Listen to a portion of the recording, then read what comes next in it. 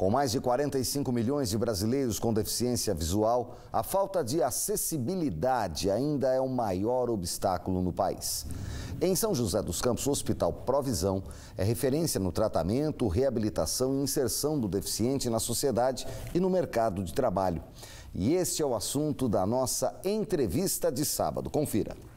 24% da população brasileira declaram alguma deficiência, sendo a visual a mais comum, atinge 3,5% dos brasileiros. E diante desses números é muito importante a gente celebrar nessa semana o Dia Nacional do Cego, principalmente para chamar a atenção da população com relação a esses números e também mobilizar sobre o fato da falta de conhecimento, o que gera aí muito preconceito ainda. Só que para falar com a gente sobre esses dados e sobre esse dia, mobilização, eu converso com o Carlos Eduardo Teodoro Vieira, que é gerente do Centro de Reabilitação do Hospital Provisão, aqui de São José dos Campos. Carlos, muito obrigada pela participação aqui no Band Cidade para falar sobre esse assunto que é muito importante, né? Eu que agradeço, em nome do Provisão, a oportunidade de, junto com vocês, visitar a casa dos telespectadores para discutir uma temática de grande importância que é a deficiência visual.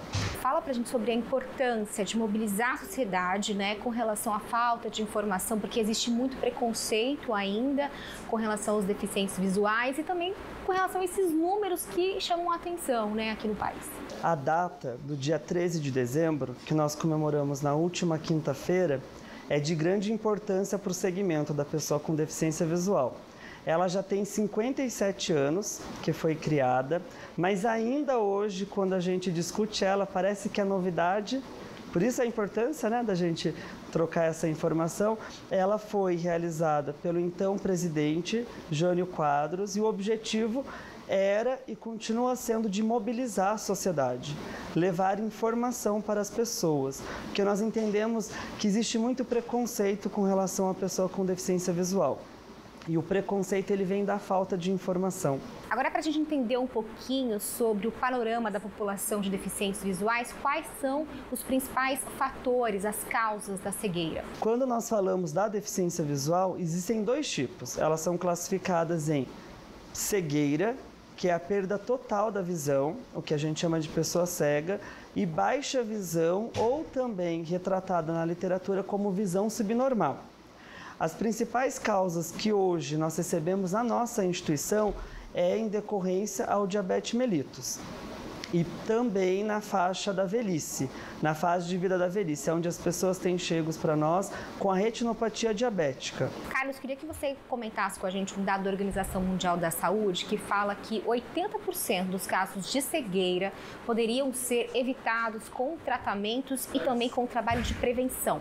Indo ao encontro com esses dados apresentados, o Provisão iniciou as suas atividades na área reabilitacional, ou seja, reabilitar pessoas que já estavam com a deficiência visual.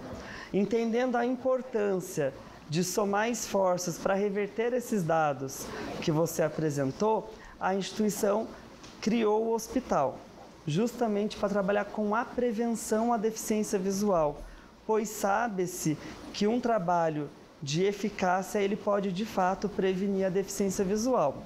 Como eu dei o exemplo anterior da retinopatia diabética, ela é uma das patologias possíveis de serem prevenidas, né, com um tratamento correto no gênero alimentício, uso ou implemento de atividades físicas, o tratamento medicamentoso, ele pode vir a tardar esse processo da retina ser danificada. E hoje, só para a gente ter uma ideia, né, quais são os principais desafios enfrentados ainda pelos deficientes visuais aqui no país?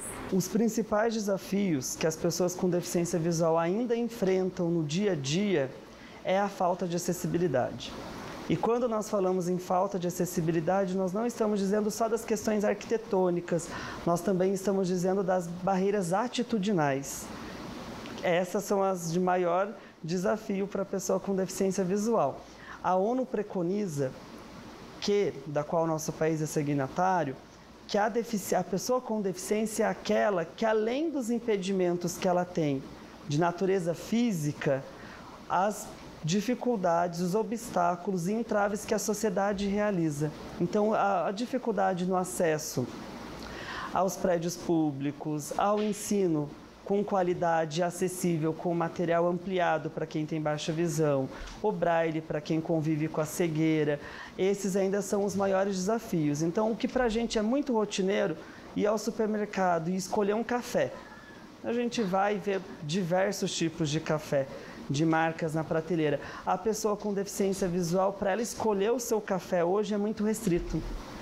É uma ou outra embalagem que vem na caixa de papel e que ela consegue encontrar informação em braille para ela saber qual é o tipo, qual é a qualidade do café que ela está levando, qual é o peso. Então, coisas rotineiras, tudo que é da ordem do óbvio, para nós que enxergamos, para quem convive com a deficiência visual não é tão óbvio assim. E o desafio é enfrentar essas situações no dia a dia. Agora eu queria que você explicasse para a gente um pouquinho do trabalho do Provisão aqui em São José dos Campos e do Centro de Reabilitação, que também faz um tratamento voltado para a reinserção do deficiente visual na sociedade, né? Nosso Centro de Reabilitação, ele trabalha como equipe multidisciplinar, na modalidade interdisciplinar. Nós temos, então, as frentes de trabalho assistência, saúde, educação, esporte e empregabilidade. São 23 programas hoje que nós oferecemos para os nossos atendidos. Todos esses programas são pensados de acordo com a patologia que cada um chega para nós. Vale lembrar que ele precisa ter a deficiência visual para participar das atividades de reabilitação. Mas 70% da nossa demanda hoje apresenta alguma outra patologia associada. Dentre elas, a de maior destaque é o transtorno do espectro autista e a hidrocefalia. Então, além de lidar com a questão da deficiência visual, a gente também trabalha com as outras patologias associadas. Agradeço, então, a participação do Carlos Eduardo Teodoro Vieira, que é gerente do Centro de Reabilitação do Hospital Provisão aqui de São José dos Campos. Obrigada por participar do Band Cidade para falar sobre esse assunto que é muito importante e que precisa realmente uma mobilização da sociedade, né? Nesse Dia Nacional do Cego. Novamente, eu registro os nossos agradecimentos, porque isso é uma oportunidade de fazer voz, inclusive, para as pessoas que convivem com a deficiência visual. Ok, obrigada. Até a próxima. Até a próxima. Sandra Riva, de São José dos Campos, para o Band Cidade. O Dia do Cego foi comemorado no último dia 13. Agora a gente muda de assunto, porque o verão começa só na próxima sexta-feira. Mas fala a verdade, os dias já estão com a cara da estação mais quente do ano, não é? E o domingo promete muito calor. Hora da previsão do tempo.